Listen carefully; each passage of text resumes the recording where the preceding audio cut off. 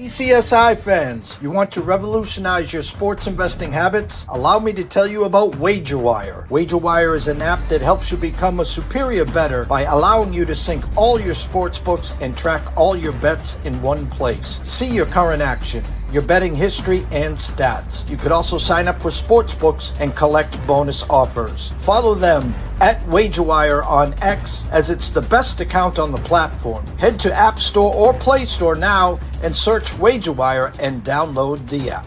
2,000 years long, we will never settle. Hard days, no way, with a heavy metal. No time, no fail, won't stop here. Like a torch to a flame when it burns hot. We won't stop, come on, baby, higher.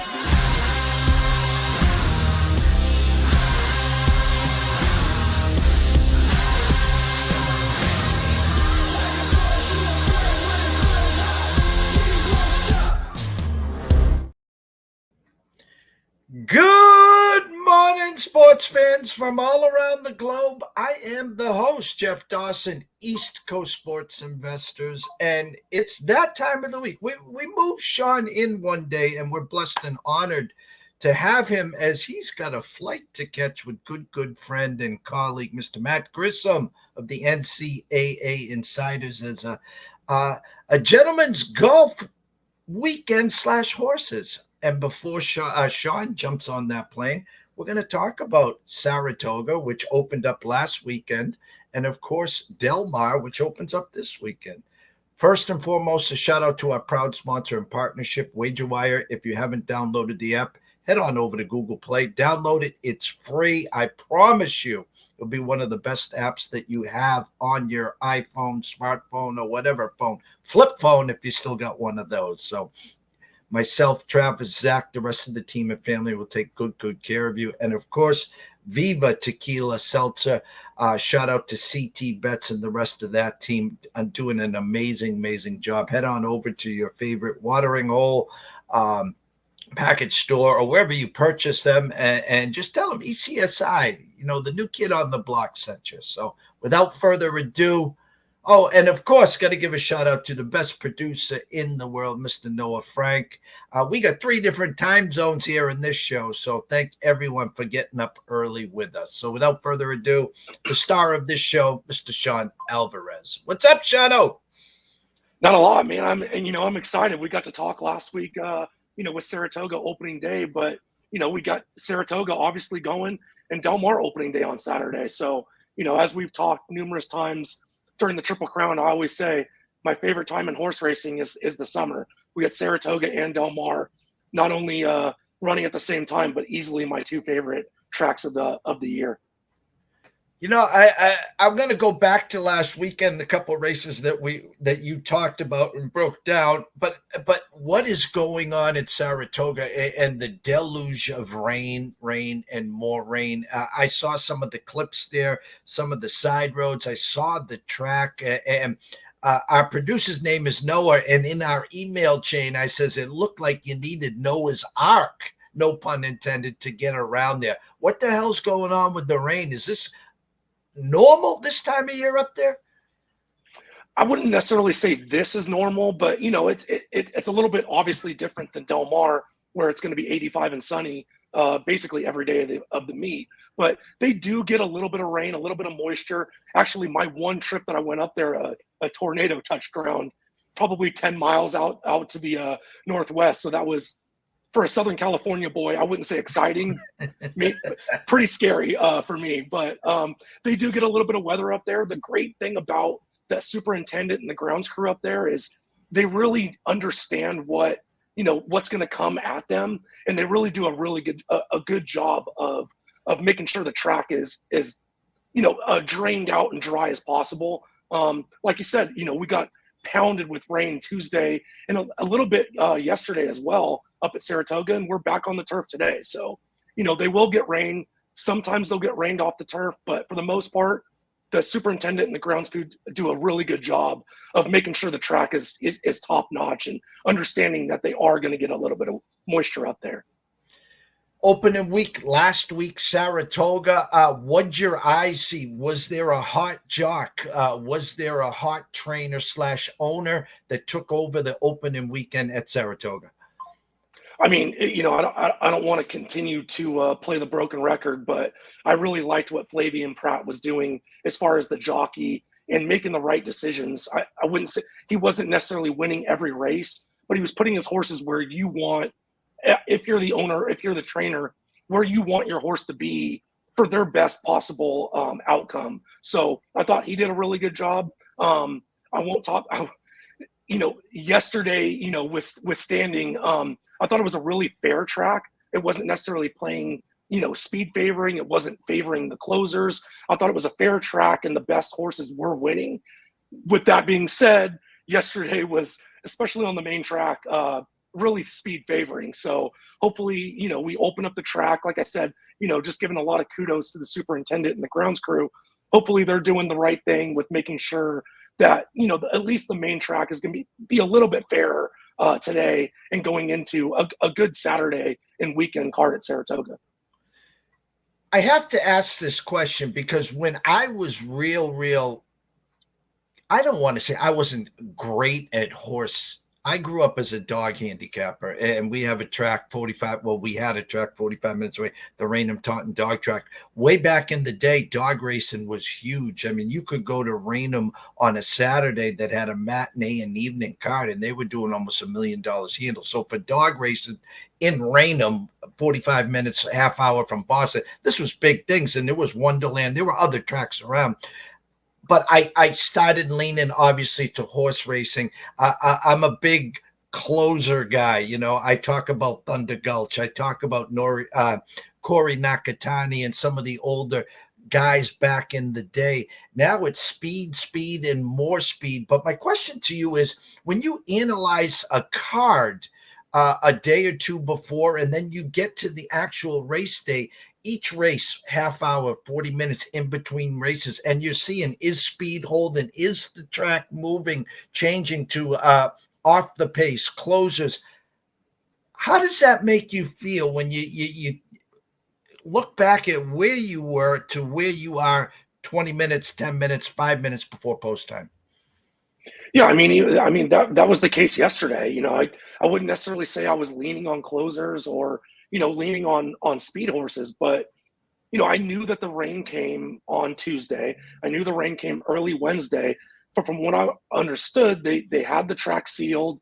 I didn't necessarily think it was going to be fair to the closers, but you started looking at these horses. There was a few in the first few races that not 6-8 to 1. Not necessarily saying those are bad odds, but then you look at what that horse has done in past performances. They've never been on the lead, or they've been on the lead and they just spit the bit late.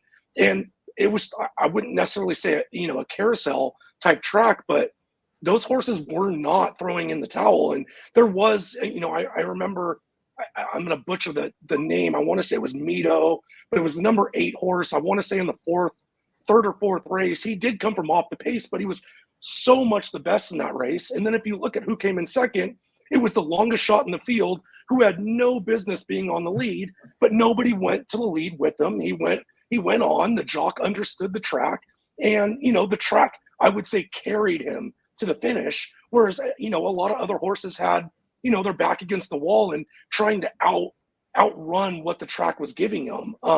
So like you said, it is frustrating, but at some point you have to pivot. If you didn't handicap the track the way it's playing currently, you do have to look at what you were doing and say, okay, I have to relook at who's going to be on the lead, and you can't toss those horses because the track is carrying them to the finish. So, it is frustrating, but at some point you have to pivot. You have to make a change. It's the same thing in football or baseball or whatever you're handicapping. If whatever you're handicapping is not working out, at some point you have to reanalyze what you're doing. So, and yesterday was definitely a day like that. So, kind of circling back to your question, it's, you can spend the time to get frustrated because, like you said, there's 30, maybe even 40 minutes between races. But at some point you have to say, okay, I either don't like money or I have to change what I'm doing right now. Saturday, race 10, Lake George, Saratoga. Break it down for us. Yeah, a grade 3 race going two turns on the turf. And, you won't have to be sick of me talking about Flavian Pratt this time, because Flavian and Irad, they're going to be over at Monmouth Park for the grade 1 Haskell, which is a great race. But, for me, I'm not going to blow smoke up towards your listeners and subscribers. I'm going to lean towards what I like and what I feel I have an edge on. And Monmouth Park is not one of them. Granted, there's a grade 1 Haskell. I'm not going to talk about that. Let's go to the grade 3 Lake George. Like I said, going 2 turns on the turf. And, if you've heard me talk about it before, I'm a big proponent of, pace makes the race. And especially without the likes of Irad Ortiz or Luis Saez, who really try to gun to the lead type of jockeys. Turf races, especially going 2 turns at Saratoga, they tend to be kind of paceless. Nobody really wants to go to the lead. They don't want to set the pace. They think they're going to back out of it. And so my top pick is actually an 8-1. The number 4, Vive. Maybe our friends at Viva can pronounce this horse better, a little bit better than me. Vive Wave. Yeah, I'm terrible at pronouncing horses. Thankfully, I'm not announcing the race. But if you look at what this horse did last start out in the Wonder Again, a grade 2 at Aqueduct, he didn't necessarily set the pace, but he was on and involved in that pace. Now he's cutting back two panels to a mile race, and I really think that this horse can be on or near that pace. So if this pace is going to be paceless, like I said, I think that this horse can be up and near that. And then if you look at his works, he went 47-3 and 46-4 on this Saratoga turf track. So I like to use the term, he's kicking the barn doors down. And at 8-1, his buyer speed figures are right up there with a lot of the favorites of this race. So if you're giving me anywhere near 8-1, I really like the 4. Not going to butcher their name again, but the 4 at 8-1. But I think the horse that and I'll land on her as my second choice. I think the horse to beat is the 6, Sweet Rebecca, at 7-2. Kind of has a similar running line. Then my top pick, the 4. She did spit the bit out a little bit in that Wonder Again. She was in that same race as my top pick. Finished 5th, 4 lengths back. But I talked about a lot of jockeys going over to Monmouth Park. One of the top riders at Saratoga is actually staying in Tyler Gaffleone. So I do think that we're going to see a little bit better of an effort than we saw last time out. You're getting probably one of the better riders that's sticking around at Saratoga. This is a horse to beat, so I will include her. But I do like the fact that, like I said, you get Tyler Gaffleone, you get Chad Brown. It's a combination that Saratoga does well in with Flavian Pratt and with Irad Ortiz. So with them being gone, I do think this is the horse to beat. Again, I don't mean to be a broken record, but this probably is the pace of the pace horse of the race, the 7 Di Regresso at 6-1.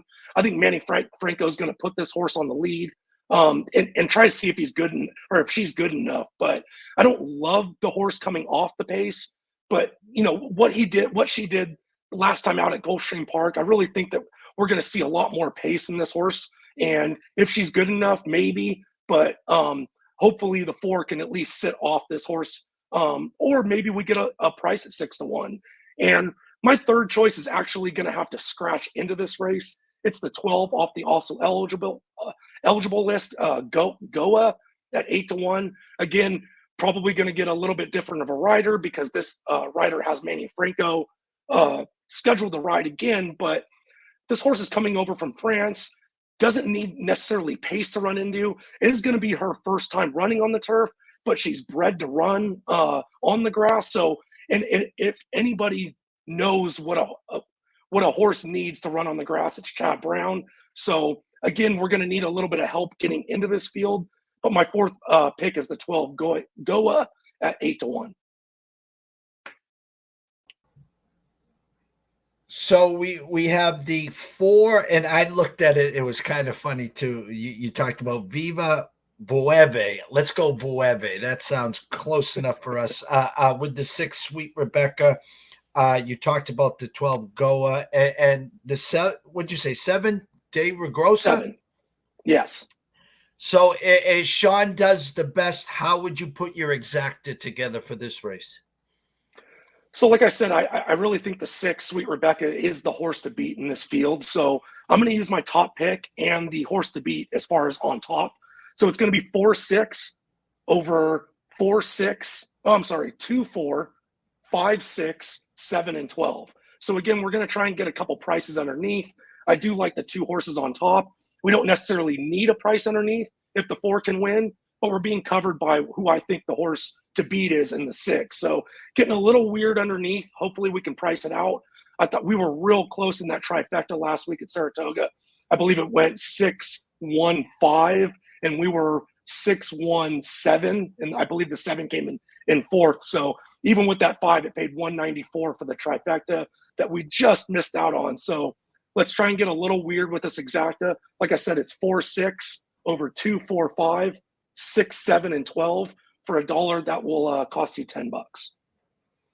All right, so that is Saratoga. We head over to Del Mar, race 9, opening weekend there. I know that's a big fan favorite for you. Give us a little intro to the novice people about Del Mar Raceway and what they can expect when watching the races and trying to handicap at Del Mar.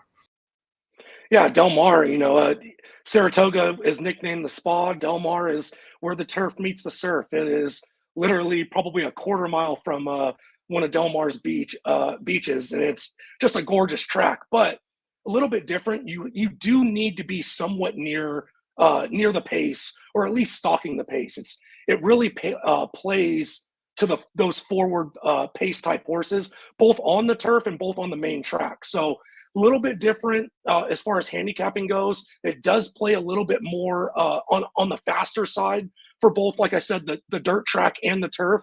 I will say one thing, especially for opening day on Saturday at Del Mar, really good opportunities in both win ends and exacta ends. It's a lot of college kids that don't necessarily know how to handicap horse racing. They're betting off the program as opposed to past performances, and their favorite bets are exactas and win bets. So you get a little bit better odds in both, like I said, the exactas and wins, because they're playing into it, not necessarily playing on past performances. A lot of them are, I like the way that horse looks. Pink's my favorite color, so I'm going with the 8. A lot of bets like that. So if you're playing Del Mar on Saturday, yeah, I do like pick 5s. Obviously, the pick 6 is great at Del Mar with no jackpot, but I tend to lean a little bit more on exactas and win bets, and hopefully taking daddy's money from those college kids. Well, you gave us on our email chain. Race 9 has popped out to you. The San Clemente. I'm looking at the. Unfortunately, there's a nice name there. For the people that want that just play names. I scream, you scream, and I was just waiting for the ice cream. I know you'll be talking about him, but what did your eyes see in race 9 in the San Clemente? Yeah, so kind of like I alluded to in that email, and even this morning, morning line odds are still not out. So I do think I have a handle on who, what the odds should be. But, I do like to look at, especially trying to get weird underneath an exacta, those price plays that I do really like, but maybe, missed out on a 10-1 morning line. But those odds aren't out yet. But, let's still try and dial in a little bit. My top pick is actually going to be the 10. I do think this is going to be the morning line favorite. Hopefully not too short. This filly's done nothing wrong. She's 4 for 4 in her career, all doing so on Southern California tracks. She broke her maiden on this turf course at Del Mar, and then was 3 for 3 at Santa Anita in 2 ungraded stakes races and 1 grade 3. So you get the likes of Antonio Fresu back on, who he's ridden her in all 4 of her starts. Peter Urton, if you watched last year at Del Mar, Peter Urton was on fire. This horse's last race is back in April. So rather than turning her around at Santa Anita, which is his backyard, he lives up at Santa Anita. He put her back on the shelf, got her back into her form, and just pointed to Del Mar. So if he's going to get as hot as he was last year, he's going to use some of his best horses to get that jump start. And I think that we're going to get that with the 10 Madero. Again, I don't have morning line odds, but I do think she's going to be the favorite. You alluded to it earlier. The number 6, Ice Cream, You Scream, Phil Diamato. Antonio Fresu actually rode her last time out and chooses to jump on that number 10 Madero. So that's also kind of more of a play on my top pick. But Ice Cream, You Scream, first time asking, did a really good job last time out, ran into somewhat slower paces for that 6 furlongs. Now she's going to stretch her legs out at a distance that she's bred for by Twirling Candy. We do get Hector Barrios, which is not necessarily, a knock on him. I would have liked Antonio Fresu to be on this horse. Again, why I kind of lean towards the 10. But Hector Barrios is definitely no slouch going 2 turns on the turf. So those are going to be kind of my 2 horses that I'm going to lean on up top. And then I kind of liked a little bit the 1 Loteri. Again, this filly was ridden the last 2 times out with Antonio Fresu. So again, we're going to need a new jockey. Camara jumps on. We're going to have to deal with the rail a little bit, but she's going to come from a little bit off the pace, so she doesn't need to be on the lead or necessarily jockey for that rail pace type of a position. So I do like what this horse is going to do coming from the back. Maybe has a little bit more to deal with those 2 horses that I talked about up front. So more of an underneath as far as what I like. And then just to kind of round out who I like as far as my top 4, we're going to go with the 3 Sakura Blossom. Shocking, this is not a horse that Fresu ridden last time out. Actually has not ridden her before. But probably more of the experienced horse out of this race. She's actually run 8 times compared to a lot of less experienced fillies that we're going to see out of this race. Again, she's going to come from the back, probably going to need a little bit more, like I said, with that 1, but hopefully she's going to be a little bit of a price, maybe spice up that exacta that we can get into. But I really like the 6 and the 10 up top. If you're going to play an exacta or a trifecta, I would probably only use those 2, and hopefully we can catch a price underneath. So looking at my notes here, you talked about the 6-10 up top, and as you do on your exactas, who would you put on the back end? Yeah, so again, we're only using 2 on up top, so it kind of affords us to be a little bit weird underneath, and hopefully it doesn't go 6-10, 10-6, because that's probably going to be a pretty low-paying exacta. But I'm going to go 6-10 on top, and then 1-3-5. 6-10-12 underneath. And again, just like Saratoga, just for $1, that's going to cost $10 to punch. So again, it's 6-10 on top with 1-3-5, 6-10-12 underneath. And for what you were alluding to a few seconds ago, again, we're shopping, we're looking for a price. So again, if it comes back 6-10, as you said, we used to call those the ham sandwiches, and so people will be sitting there. Well, why didn't you split them up? Well, if you're that person, then very simply, you can go back and after your $10 punch, go do a $5 exacta box 6-10. And if it comes back 6-10, you're justified, correct? Yeah, absolutely. I mean, and not only that, I'm not necessarily saying because, if we go back to the Saratoga exacta, if it goes 4-6 or 6-4, that 4 is 8-1. It's still my first choice.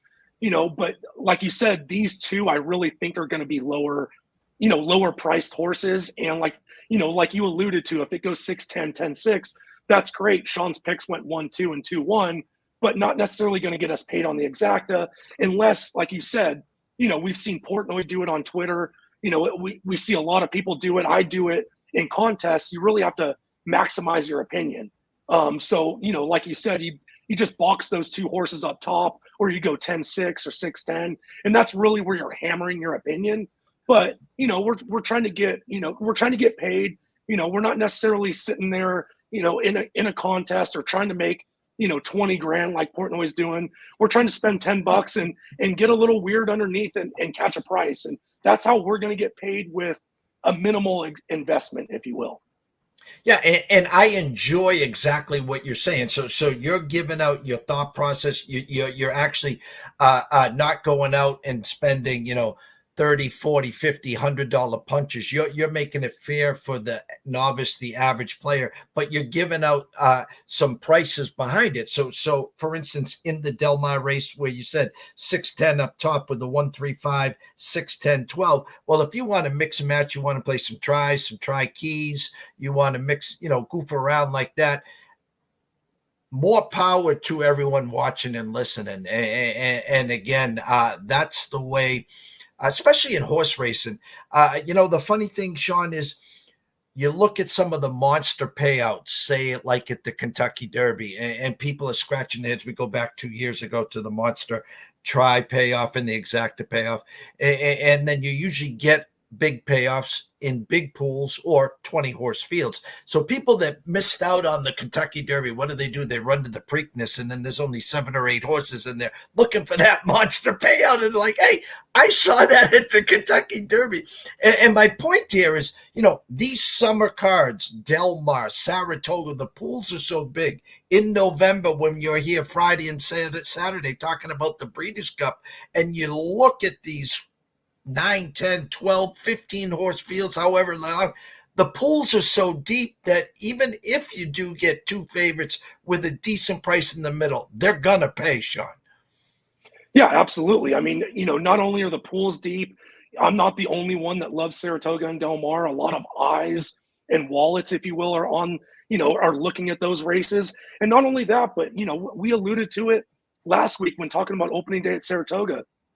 Trainers and owners pinpoint these meets. So not only are we getting more horses in these races, but we're also getting more competitive fields, right? We're not necessarily getting world beaters, racing against a 20,000 claiming type of field. We're getting competitive races where people are wanting to win these races and willing to step their horses up to win those races. It's not necessarily, shying away or, really eyeballing one race that a trainer knows he can win.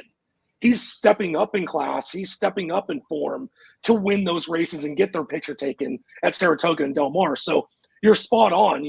Not only are we getting more eyes and more money on these races, but we're getting competitive fields where 70% aren't on the favorite. We're getting a lot of people saying, I really like this long shot. I like this 4th choice, this 5th choice. It's not necessarily the entire United States, all betting on American Pharoah. And great point there. And the hardest part is the mind. The mind plays tricks on you. And remember, a bazillion times, watching the tote board, listening to the experts. You got the TVG shirt on right now, listening to the colleagues breaking these races down. And I'm staring at a horse that's 15-1, and you're almost like, you want to go to the one. Yeah. Give me $20 on the 10 who's 15-1, and the teller's looking at you like, it's not the bingo.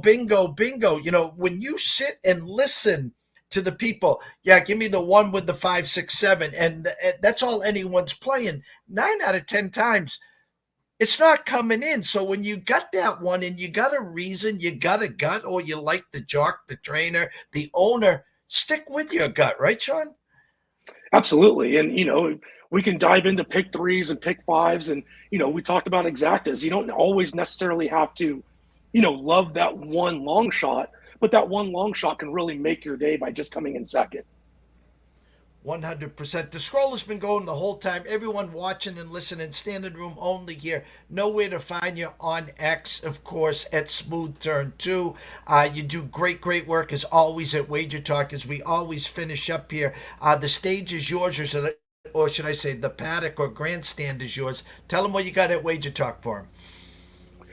Yeah, so I've got my card up for Saratoga today. It will be up tomorrow as well. And then, like we've talked about, we got Del Mar starting on Saturday. So starting on Saturday, I will have 2 cards up per day, Saratoga and Del Mar. But like we alluded to last week, if you go to my page, wt.buzz/SA, you can get 30 days of horse racing picks for $99. If you get 2 days or 1 day of 2 tracks, that's $30. So you do the math. It's a lot smarter to go in and go grab that package for $99. Even if you don't play during the week, you're gonna make your money back, twice over or a lot more just on Saturdays and Sundays with getting both Del Mar and Saratoga with 4 cards. So head on over to my page. Hopefully we cash some tickets. Dawson always talks about if you cash something, please let me know. I'm rooting for you. I'm hoping not only am I cashing, I'm hoping everybody else is cashing as well. So let's have a great summer. I used to say $3 a day was a Starbucks Venti. You can't even get a Starbucks Venti for $3 a day. Never mind the Cumberland Farms 99-cent coffees are gone. So guys, be wise. It's about long term. That's how one day doesn't make a service. 1 week doesn't make a service. Sean's been around a long time. I've been around a long time. Take advantage of it. $3 a card. Head on over to Sean over at WagerTalk. Sean, we can't thank you enough. Listen, safe travels. Tell Matt, of course, that we said hello, and we look forward to talking with you next week, okay? Yeah, I told him we got to bring another one home. There you go. From myself, Jeff Dawson, and DC Sports Investors, the one and only Sean Alvarez at WagerTalk. It's Smooth Turn 2, 3 o'clock. Gamblu, UFC. See you soon.